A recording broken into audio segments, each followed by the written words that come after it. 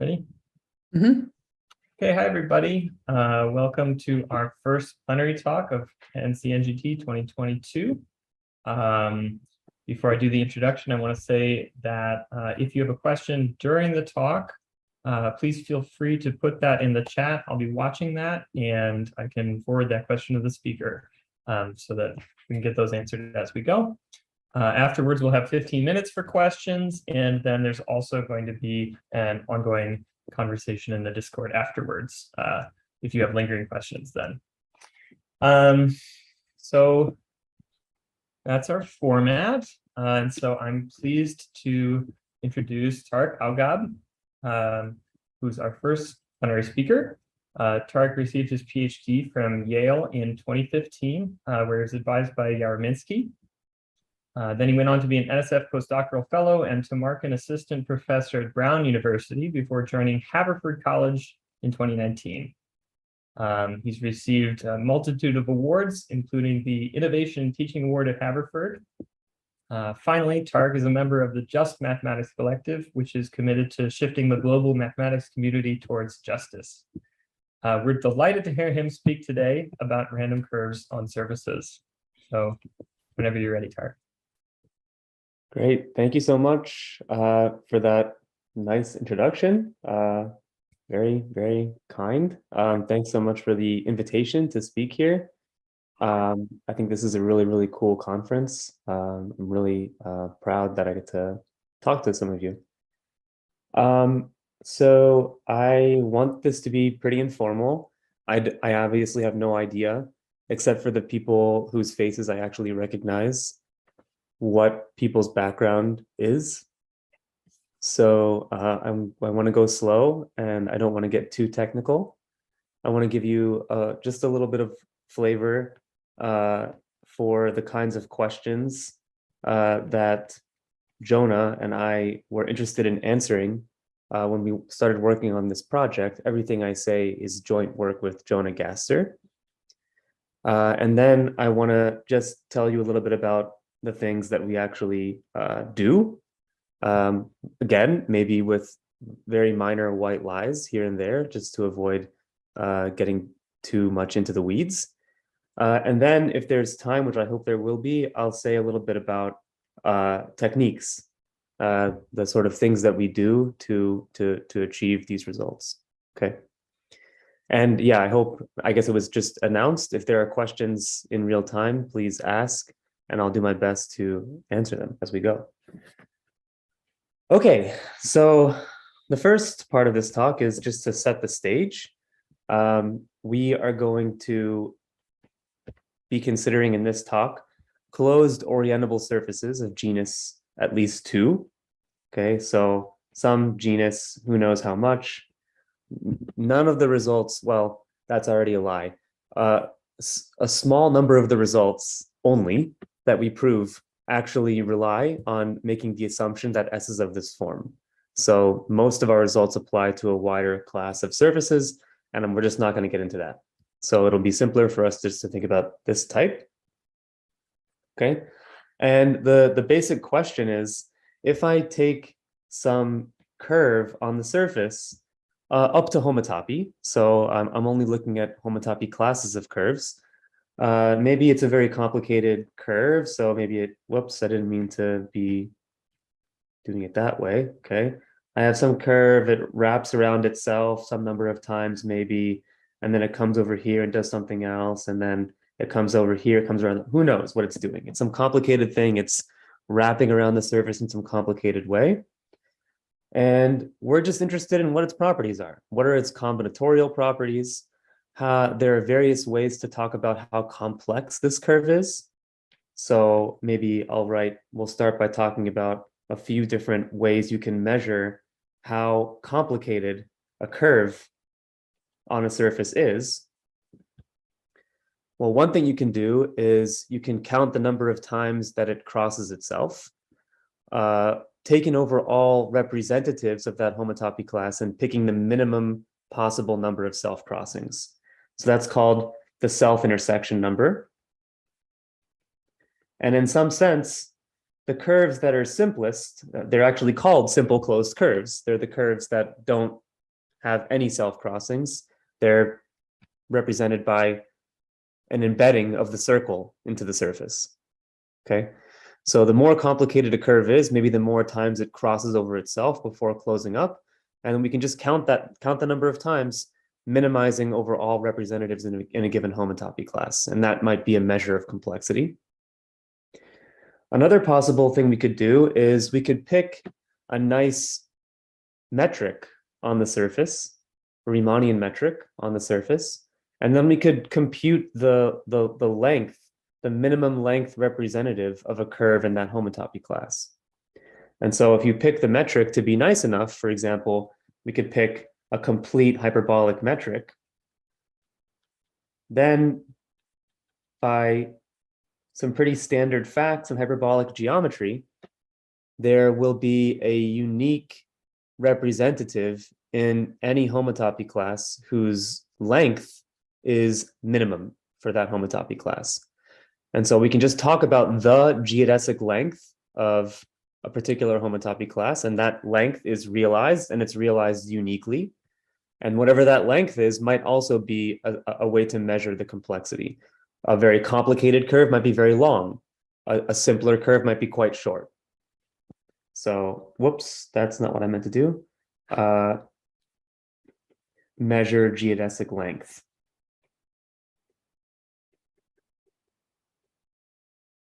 Okay.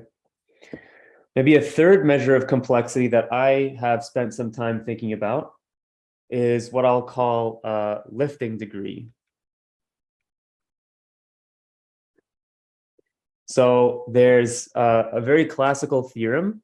Maybe it's due, I'll say jointly, mostly to Peter Scott, but also in this context, partly to Hempel. And the theorem says that if I take any closed curve gamma on a surface, so gamma closed and interesting, so I want it to be homotopically non-trivial. So homotopically non-trivial. Then there exists a finite degree covering map.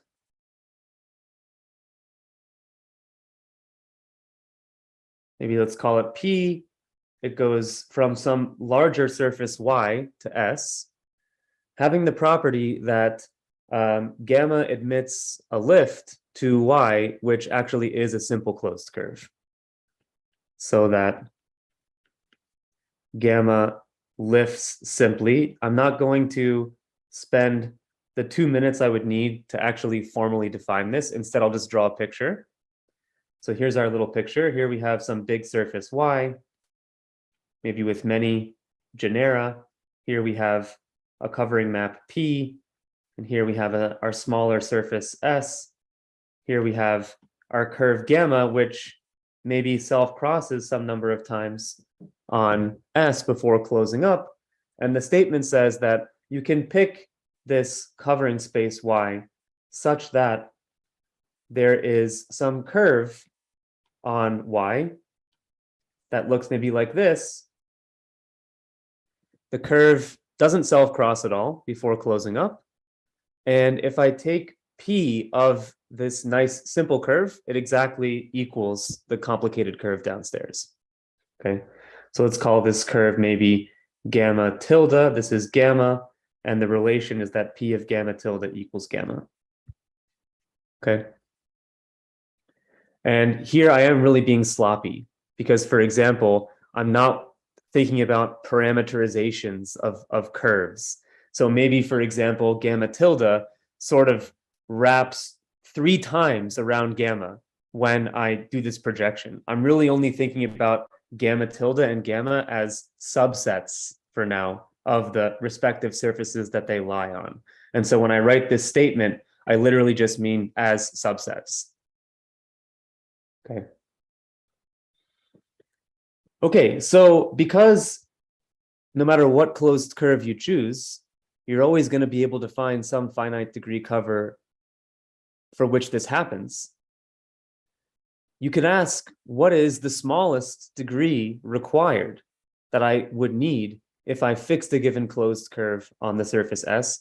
How big of a cover do I need in order for this behavior to occur. And that's what I'll call the simple lifting, the lifting degree, which is the minimum degree cover required for there to be a simple lift. Okay. It's another sort of measure of complexity. And for example, if I choose a curve on S that already has no self-crossings, then the lifting degree is 1, because the identity map from S to itself achieves this behavior, right? So again, sort of in the intuition that simple closed curves are the simplest curves, so they should have small measures of complexity. And the more self-crossings you see, intuitively, you might expect for this lifting degree to be very large. Okay. So these are maybe ways of talking about how complicated curves are on a given surface. And the basic question that Jonah and I wanted to answer, after thinking about these kinds of measures of complexity for a while, you realize, not without too much work, that there are some easy ways to relate them. There are some relationships between, for example, self-intersection number, lifting degree, lengths on a given metric. So actually, before I state this question, let me just go through a couple of basic relationships. So relations between measures of complexity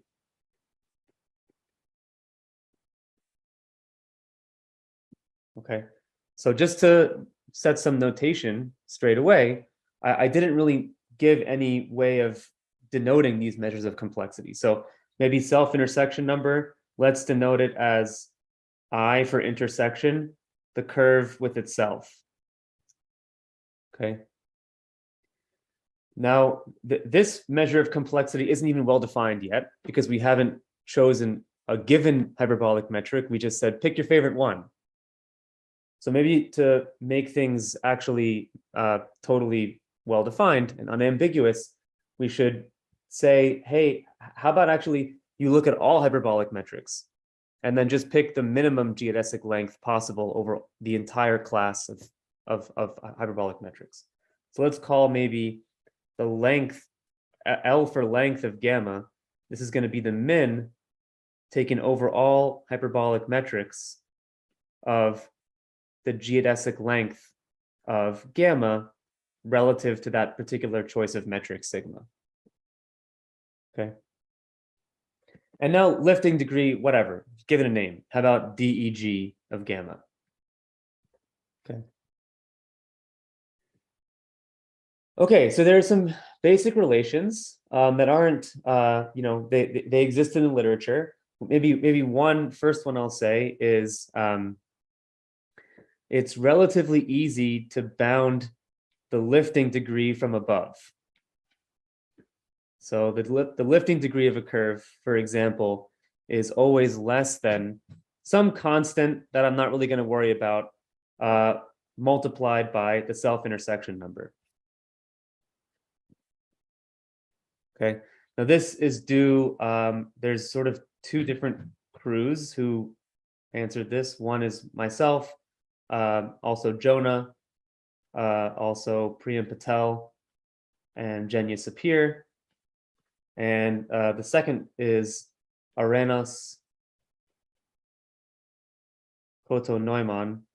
The first hyphen is long, and the second hyphen is short because this is one person.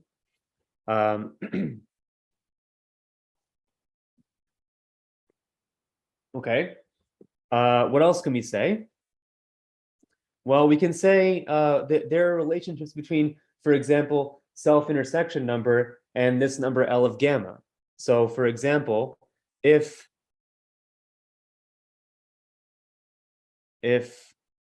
maybe gamma is a simple closed curve, so it doesn't have any self-crossings, then with some basic hyperbolic geometry, it's not too hard to see that script L of gamma is also 0.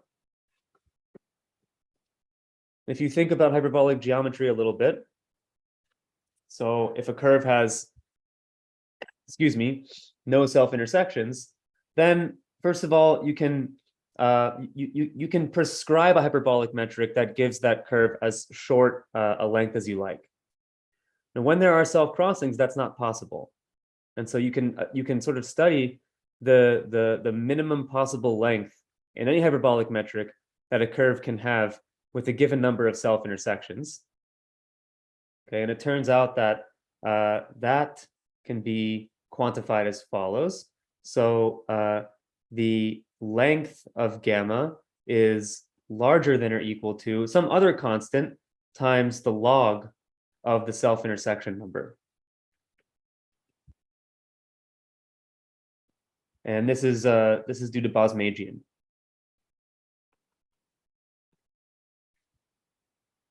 Okay.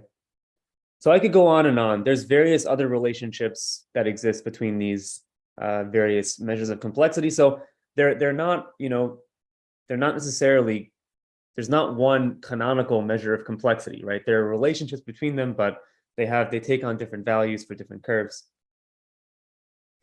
So what Jonah and I really wanted was a more complete picture of what's going on. If I just take a curve at random on the surface, how do these measures of complexity tend to grow for most curves? So that's our question. So if you pick a curve at random,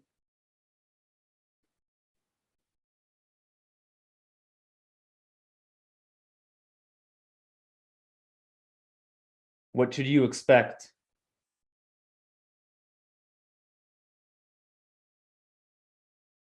these various measures of complexity to be? And how should you expect them to relate to one another? This is the sort of guiding question of the project.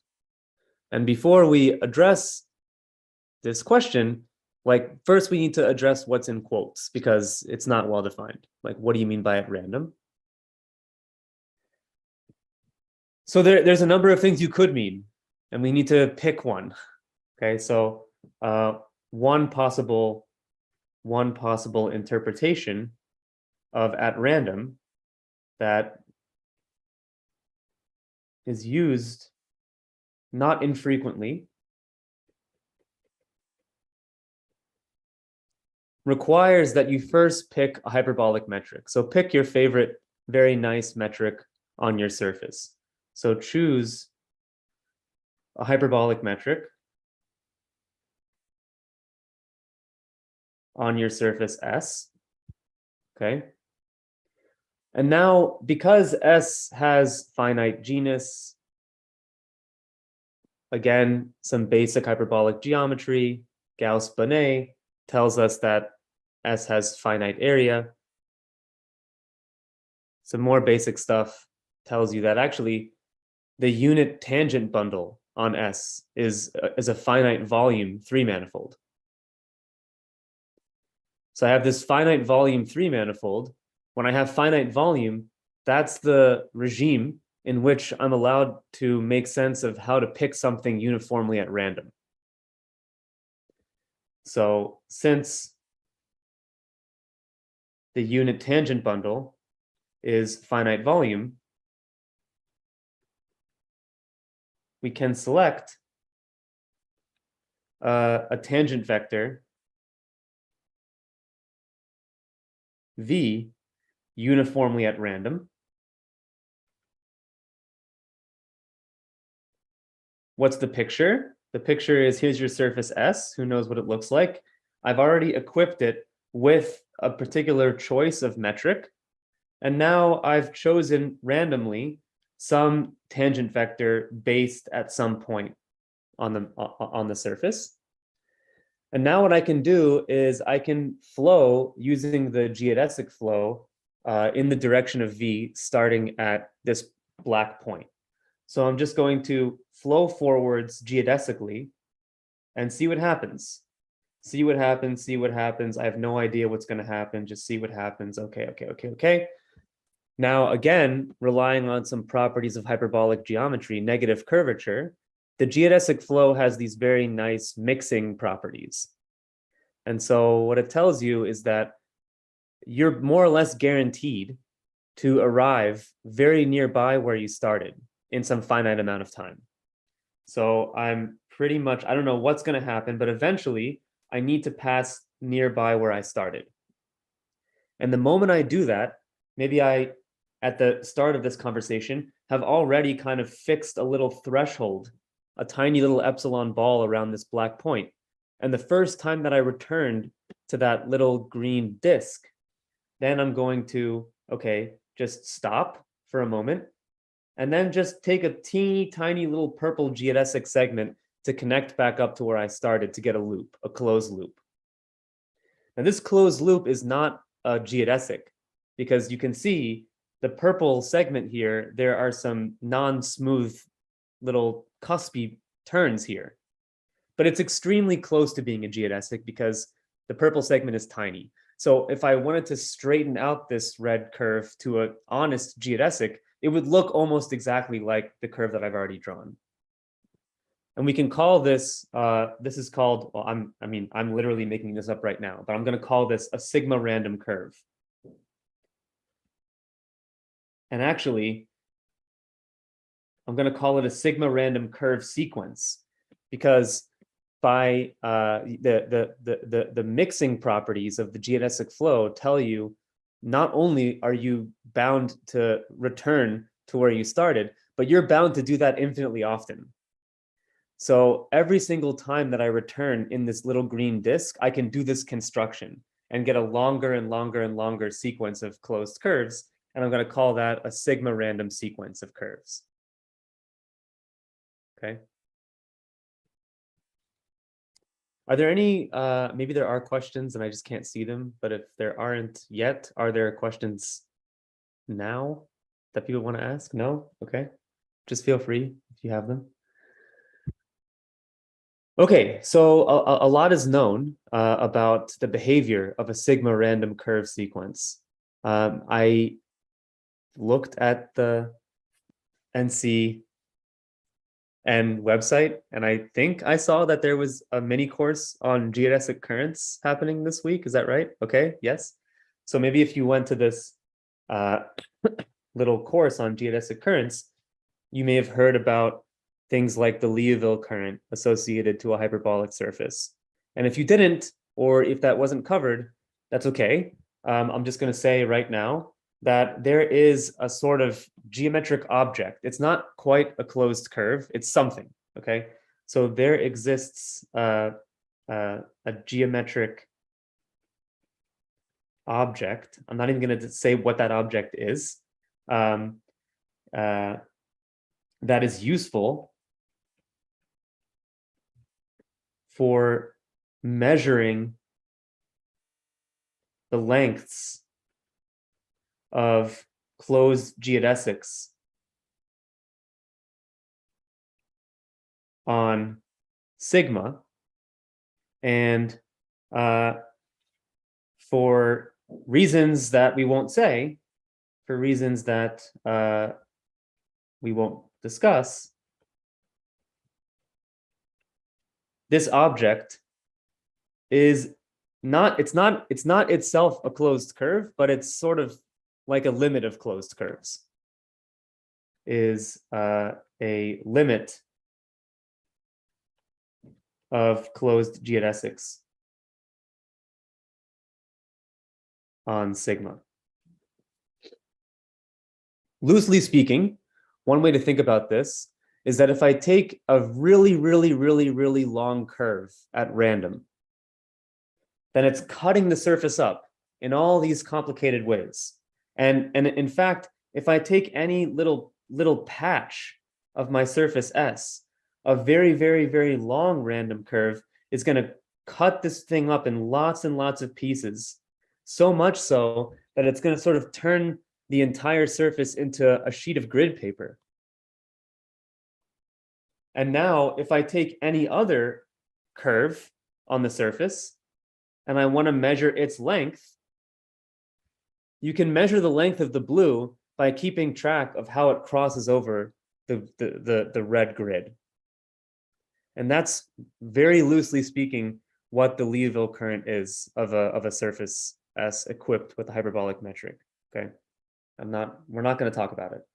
But the bottom line is this sigma random curve sequence converges to a particular geometric object called a geodesic current. And because that happens, you can use properties of this geometric object to answer the original question about a sigma random curve sequence. How does it behave? How do the self-intersections grow? What about the lifting degree? All these measures of complexity, we can answer these questions because we know how to think about this particular geometric object, and the sigma random sequence is converging to that geometric object. So if this is the version of random that we want to consider, we basically know how to answer all these questions. Okay, and sort of the key point. The key point is that this version of random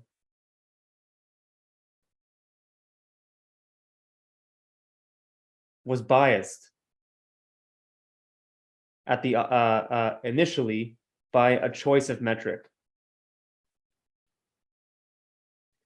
The actual behaviors that you will see along a sigma random sequence depend on the particular geometric object that is associated to sigma that they're converging to. If I choose a different hyperbolic metric, I'm going to also get another Liouville current for that metric, and the same sort of story arises, but the particular current that I get varies as I move from surface to surface, and that's going to have some role to play in how these questions get answered. Okay, so I already know there's no way I'm going to be able to stick to my timeline because I'm still in the motivation section and we're 30 minutes in, but who cares? We'll just go as we go and see what happens. We're almost done with part one, so we'll get to part two for sure by the end of 12:45. Okay, so by the way, there's lots of names I could be mentioning that of people who have studied this particular version of randomness. Steve Lally is a big one. Jaydev Athreya, Jenya Sapir.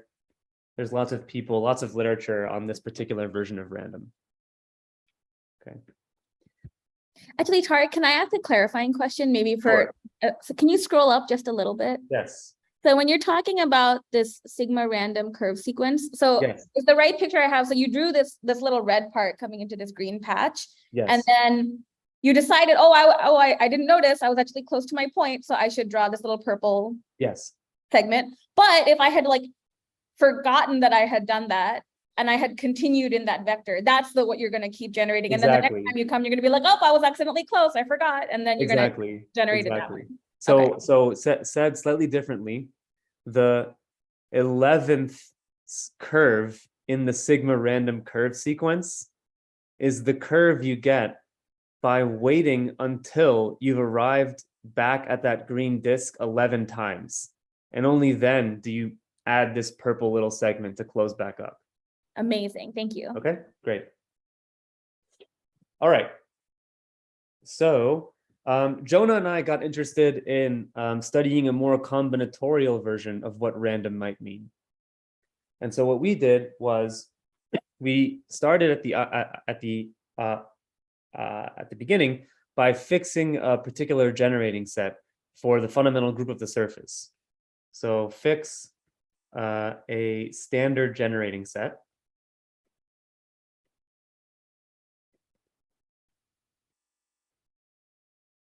For pi1. Okay, so we know this picture.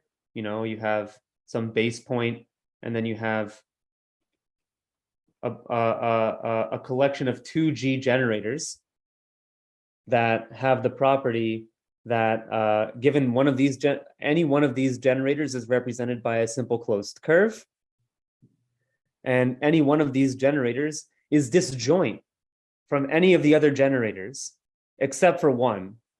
And that one, it intersects one time. I mean, it looks like all these generators touch at this base point, but if I consider them up to homotopy, not based homotopy, I can pull them apart. And if I do that, then this curve, for example, is going to be disjoint from everything on this side of the surface, but it is going to intersect this curve once. Okay. So this is what I'll call a standard generating set. And now I have a Cayley graph with respect to this choice of generating set. And what I can do is I can run a random walk on the Cayley graph.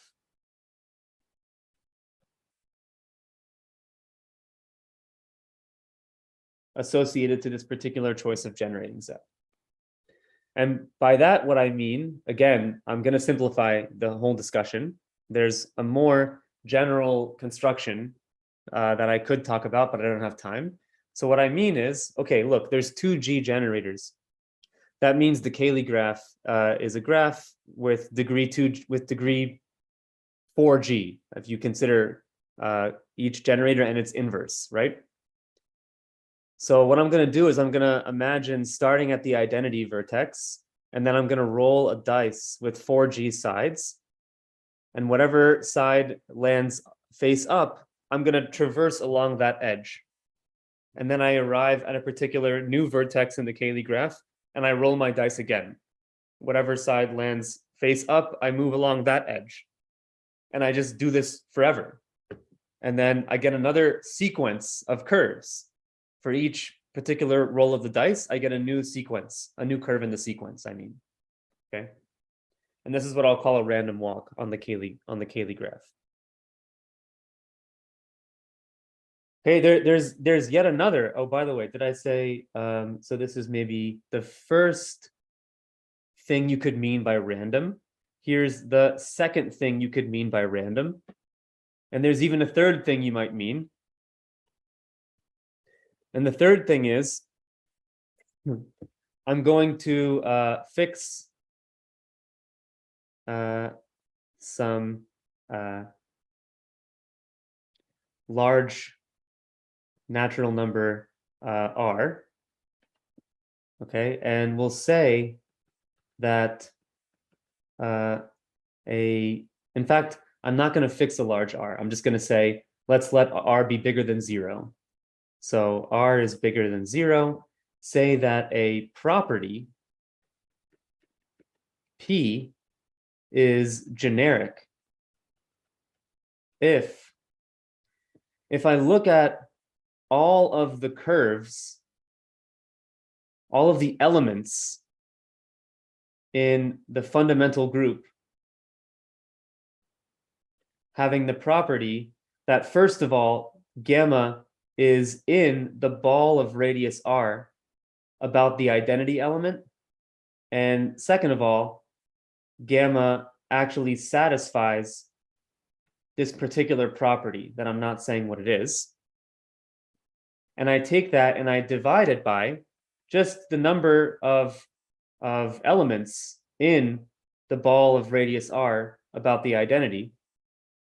A generic property is one for which this proportion gets closer and closer to 1 as the radius I choose gets larger and larger. Okay. So this is less a way of constructing random curves and more a way of talking about when a particular property is satisfied by most curves. Okay. So the results that Jonah and I prove relate to both 2 and 3. We were interested in these more combinatorial descriptions of what it could mean to be a random curve. And I'm just going to state our results for 2, even though most of what I say, we have a version for 3, but I don't have time to say both. Okay. So now we can actually get to part 2 and say something about results. Okay, so theorem.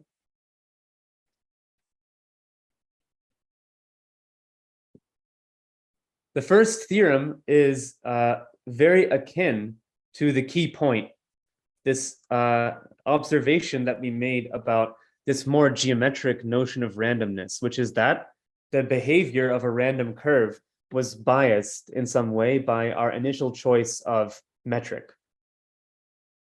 Well, the sort of moral of our theorem is that, again, the behavior of a combinatorially random curve in the sense of 2 will again be biased by the choice of generating set, the standard generating set that you chose. There's many, many standard generating sets, right? I could take this particular picture and hit it by a complicated homeomorphism and get a new standard generating set. So the choice of standard generating set is again going to bias the behavior of a random curve. And to make that precise, let's make that precise. Okay. So letting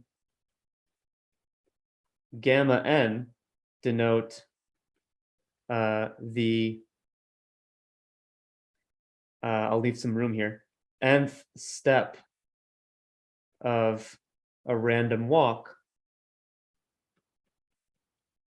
on the Cayley graph with respect to a particular choice script S of standard generating set of my surface group. Okay, this is a particular standard generating set.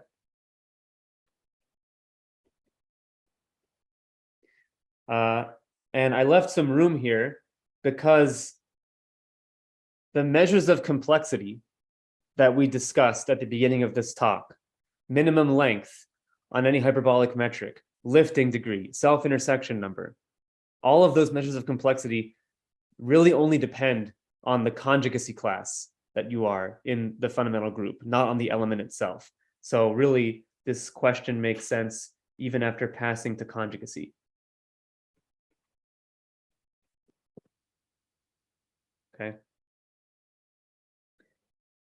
Okay. Then the probability that gamma n is length minimized, or I should say there exists a compact set K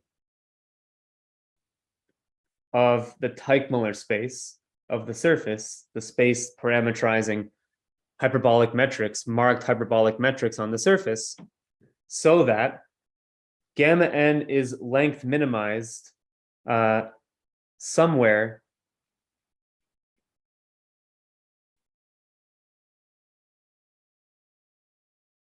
within K. You know what? I'm going to state this slightly differently. Sorry for the decision to erase. Just 1 second. Instead of writing this in terms of a compact set K, I'm going to write it this way. There exists some number R bigger than or equal to 0, so that gamma n is length minimized within distance R of what I'll call XS. Now, what is XS? This is going to be the hyperbolic metric minimizing the length of the rows corresponding to that standard generating set. So if I hand you a standard generating set, it's just a collection of curves on the surface that all meet in one point. I'll call that a rose. The union of those curves meeting at that one point, I can ask, where is that graph with a single vertex length minimized over the entire Teichmuller space? Well, it turns out to be length minimized somewhere. And that metric I'm calling XS. And it turns out that the metric that length minimizes gamma n has to be very nearby the metric that length minimizes the rows for that standard generating set. So this probability gets closer and closer to 1 as the size of the random walk gets longer and longer. Okay. So again, it's this exact same key point where again, we somehow got biased by our initial choice of generating set. Like the behavior of a random curve is such that where it is length minimized has to be very nearby the particular metric that length minimizes the rows for that standard generating set. Okay, that's our first theorem. We have some more, and I'm going to state them in the last 2 minutes that I have. Tarik, I think you can probably go till 12:50 since we started at 12:05. Great. Okay, now I can do exactly what I said I was going to do just now, but I can do it half as fast. But in 7 minutes, right? Great. Okay. Wait, can I ask a question? Sure. This curly S Yes. is not, it's like, it doesn't have to be the green S you drew. You're saying right, or you're saying it is, or you're saying it's not? So what I'm saying is that the particular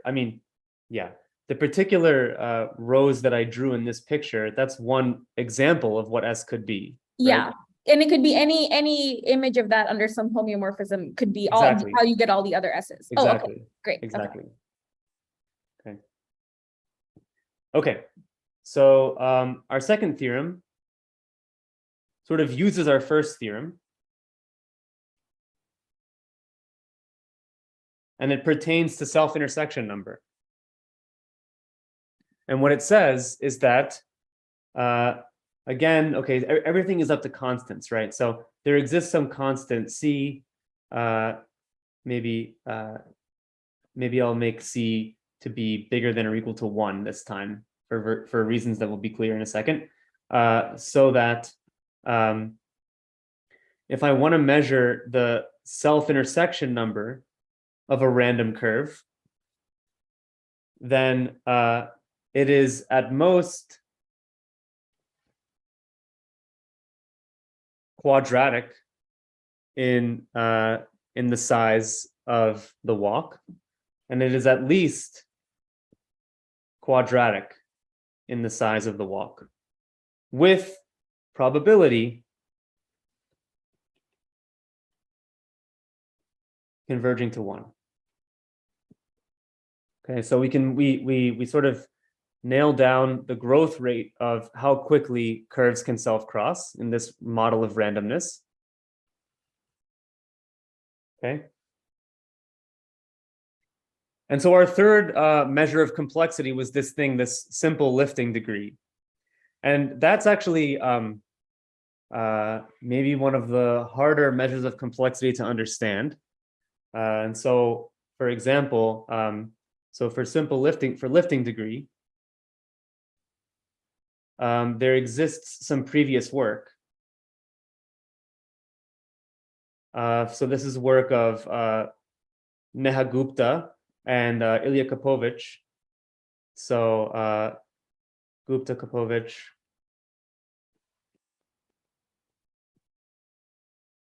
Show that when there is a puncture, so if I take my closed surface and just add a little point, I mean exactly the opposite of that, subtract a little point. Okay, I just remove one point, now it's punctured somewhere. So with a puncture, the reason why their work pertains to punctures is because they were particularly interested in studying algebraic properties of free groups, and now the fundamental group is free. The probability that that the lifting degree of a given curve is bigger than or equal to log n to the power of 1/3 gets larger and larger. Okay. This was from, I want to say, 2017. So our third theorem addresses this simple lifting degree. And what we say is that actually you can get lower bounds that are roughly linear in the length of the walk, not logarithmic to some power. So the probability that the lifting degree, first of all, the lifting degree is definitely, and again, everything is up to some constant, at most linear in the length of the walk, and it's at least n over log n.